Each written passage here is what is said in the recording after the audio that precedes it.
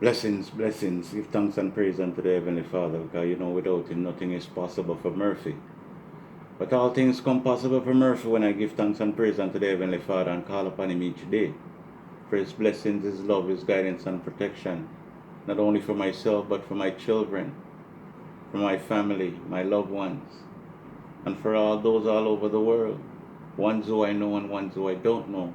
I ask Him to bless and keep and guide and protect everyone, and to make the suffering that we're going through stop. Only Him can do it in whatever way He chooses. I appreciate and I will forever give thanks for all things coming from the Most High. Welcome to How Can I Help Speak on this channel, and this is Murphy.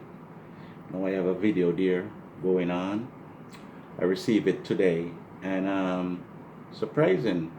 not surprising, when I saw the picture, the voice, I was shocked. I was taken back when I heard the voice. And to also, well, the nationality didn't surprise me because, you know, we're very versatile and out of many one people. Yeah. So she have a message going out for all the privileged white people. And she's sharing some of the privilege that she also has, that she, at the time when she has it, she weren't sure or didn't know what. But save me the problem of trying to find the words. I am going to let this lady say her piece so everyone can hear it. Again, this is How Can I Help Speak on this channel, and this is your boy Murphy. I'll be back with you in a bit. All right? Hold it.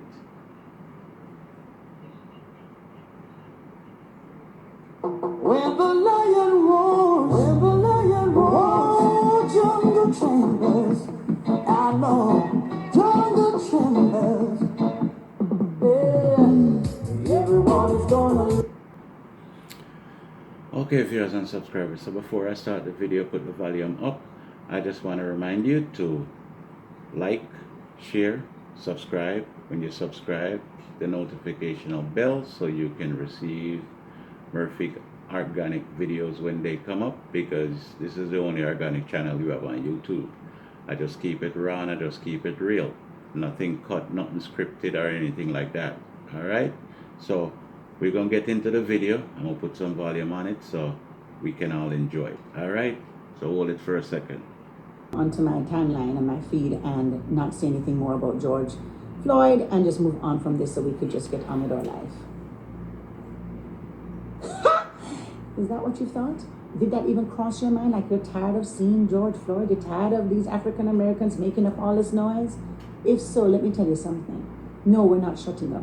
No, we're not shutting down, and no, we're not shutting in. We're not going to be quiet, silent, step aside, or to make noise about it. And we're not going to just let it slide. Because you see, I tried to take some days to calm myself down. This is as calm as I can get. So let me just start out by saying the whole incident was unnecessary, evil, wicked, debased, uncalled for, and wrong. On every single level, wrong. Now I just want to kind of give a perspective, because I am neither American nor am I African American. I'm Jamaican, but I'm also African because my grandmother is African from Ghana. And in my country, I'm the minority. But we don't say white Jamaican, black Jamaican, we just say Jamaican. So when I came here 25 years ago, imagine my confusion when they gave me a box and told me to pick what I was. I had no idea what I was. But I was soon educated in what America was telling me I was. And America was telling me I was privileged. How did I see that? Because I saw that African Americans could not breathe every day. I could go into the mall, in a store. Security is not following me. Security is going to follow somebody who is African American with a darker skin tone. I can drive into a neighborhood. They're not going to stop me. But they're going to stop somebody with rims and tint on the car, or who has a darker skin color because they don't look like they live there. Or you get random checks on the road. But me, I won't get a ticket. I'll get a warning. You won't walk off the elevator and not come inside of it because I'm in there. But if me and my family, my black husband, my biracial, multiracial kids who may or may not be on the darker side, you'll come off the elevator, be like, oh, we'll take the next one. In a restaurant, hi ma'am, how are you doing? Serve me. At that table over there, an African American family over there. 45 minutes they've been here, waiting. While you served me, made me eat, burped and everything. Every day. African Americans here can't breathe. And I, as an immigrant, was looking at this and totally appalled, shocked out my wits. Because see, in Jamaica, our National Heroes Park, it has slaves. We celebrate the brilliance, the actual absolute intelligence, grit, power and strength that it took to get into the emancipation situation. Anybody who will wade into that, we all celebrated. Slaves, we're proud that we came from slaves. We're taught the honor and dignity of coming from such a strong, resilient people. Oh, we are not ashamed of that. We relish that. We love that. We enjoy. So when times get hard, we go and say, but we come from strong stock. We know we can always overcome. So when I come here and see African Americans being minimized, it baffles me. I don't understand it. And yet it's the reality because I'm married to an African American husband. What to do? Here's some of the things I have done and will continue to do. I believe that we can effect change in your immediate circles and places of influence on a daily basis. If I am in a store and they do treat me differently and I notice that, because I do notice, I say something. I go to the manager and say, come here, you see that person over there? When I came in, the security didn't follow me. They followed this family. Why? That's a problem. I had, my daughter was going to a private school, and in 20 years they had never celebrated African American History Month.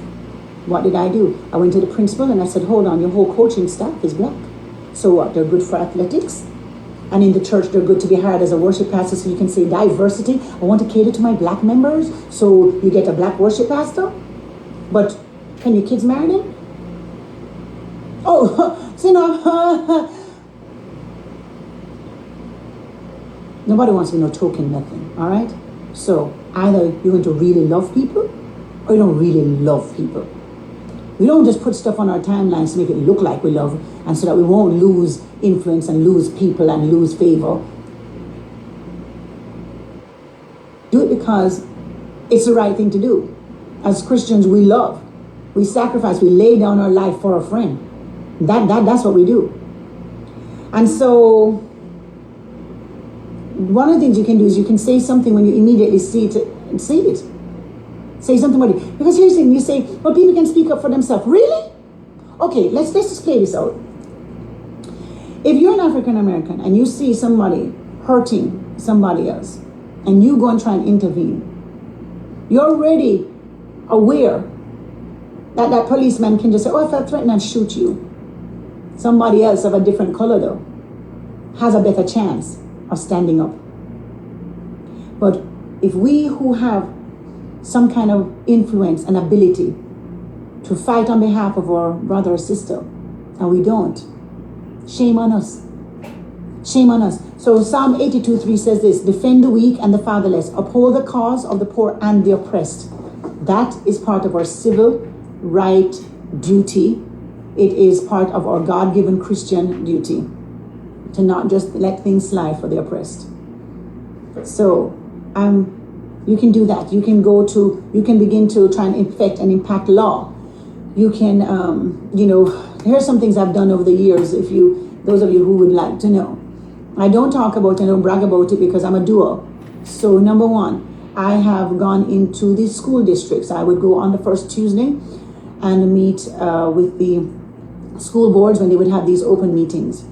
And when we did have a switch in government, and I noticed for 8 years while Barack Obama was in presidency, my particular city did not celebrate President's Day after the very first one. They cut it out, called it In-School Progress Day, Teacher Training Day, Snow Day, every kind of day. But the minute that the new president that is in office came in, immediately President's Day was enacted within 2 weeks. Well, of course. I went and fussed about that, brought it up, and demanded an apology. School board, restaurants, speak up, stand up. I have already called my mayor of my city. What are we going to do so that our city does not perpetuate this kind of behavior? What is in place? How do I know as a citizen that not just me, but people who are darker than me, African Americans in my community, in my city, how do I know that they're going to be protected? What are you telling me? How can you assure me that they're protected? You see, when you see the rioting and the fires and things like that, you think, oh, well, it's not productive. Listen, I'm not for the burning of anything. I'm not for rioting. I am not, because I don't want any more black men and black women taken into jail and treated even worse, and families are broken up. I don't want that. But it is a sign of the frustration and the angst and the anger and the disgust and the actual helplessness that you feel and desperation that something has to change, something has to give, something has to go. And so every day, we as citizens here, living in America, we have to leverage our influence and our ability every single day. And we have to say, God, give us a love for all people. All people. We can't just use people as tokens. We can't just use people to have, oh, you know what? I love black people because I have that one black friend. No. We have to love people. And we have to see that in this particular case, African Americans cannot breathe. Every single day. You're in a position of influence to hire. You're in a position of influence to leverage influence. Then I'm not saying nobody wants handouts either. So it's not like, okay, I'm going to hire a person just because they're black and they have no ability. No. What we're saying is don't discount the ability because they're black. Mm-hmm. Give a fair shot. Mm-hmm. Give fair, majority of the essential workers are African American. Your life tomorrow could be on the table of an African American nurse. Mm-hmm. What am I saying? Love does. Not just chats, not just talks. It does. So my stand is do something tangible. Do something meaningful. Do something that you can leverage your influence. And let us not just let a whole group of our population feel like they don't have any love and support from people who certainly take. Let's be givers. That's what I have to say at the moment until I come down again. So there you have it, my good viewers and subscribers. She let you know how it was when she first came, and the privilege and all other things that comes with it. But I guess she's doing her part. Because they said if you're not a part of the solution, then you're going to be a part of the problem. And in this point in time, I think it's only right and only fair for everyone to stand up and be a part of the solution instead of a part of the problem. It's one thing I know. One thing I know. This movement that's going on, Canada and the US and all over the world, black people ain't gonna shut up no more. That's it. Enough of being silent. Yeah. So like they said, no justice, no peace. It is better you live for something than die for nothing. This is How Can I Help Speak on this channel. This is Murphy, bringing you another edition of the organic and good stuff. Just keeping it real.